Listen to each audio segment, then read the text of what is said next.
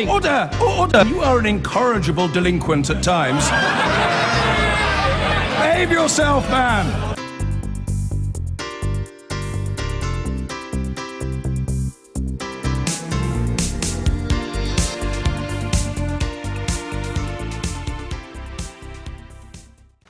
The Chancellor, George Osborne, has hailed the signing of a deal with Germany, France, Italy and Spain to crack down on corporate tax dodging in the wake of the revelations in the Panama Papers. The 5 countries will exchange information about the ownership of firms to prevent them escaping the tax net. The deal was announced in Washington, where the spring meeting of the International Monetary Fund is taking place. As Kylie Morris reports. If it's springtime in Washington, that's when the architects of international finance file through the halls of IMF headquarters, assessing global economic health, doing deals and striking agreements. Just like the one Chancellor George Osborne calls a hammer blow against those who would illegally evade taxes. Britain will work with our major European partners to find out who really owns the secretive shell companies and the trusts that have been used as conduits for evading tax and laundering money and benefiting from corruption. The pressure for new workable standards on tax transparency follows the revelations of the Panama Papers, 11 million documents from the firm Mossack Fonseca that revealed how the wealthy and powerful get around tax law.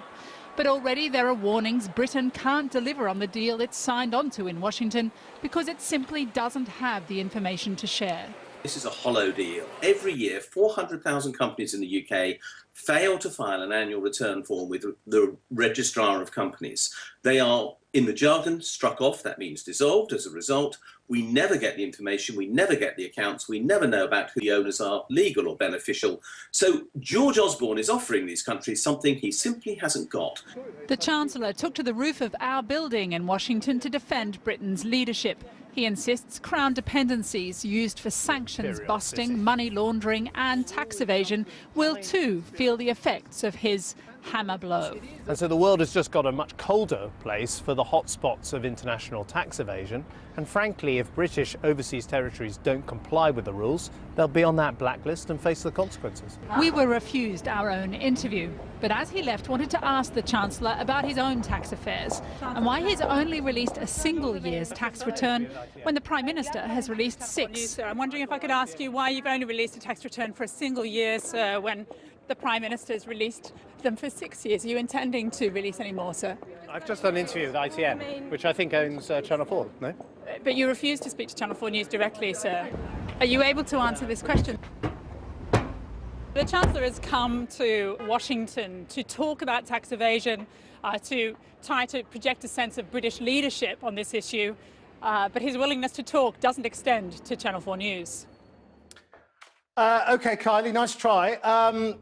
Of course, Osborne in America today with an EU intervention. Next week, Obama comes to Europe with an EU intervention, and he's being attacked for that in some of the Brexit camp circles. What's behind America's move on the EU referendum? Well, I've got to say that, the US president doesn't turn up spontaneously on these foreign trips. A lot of planning has gone into this trip to London. And of course, the timing is very deliberate.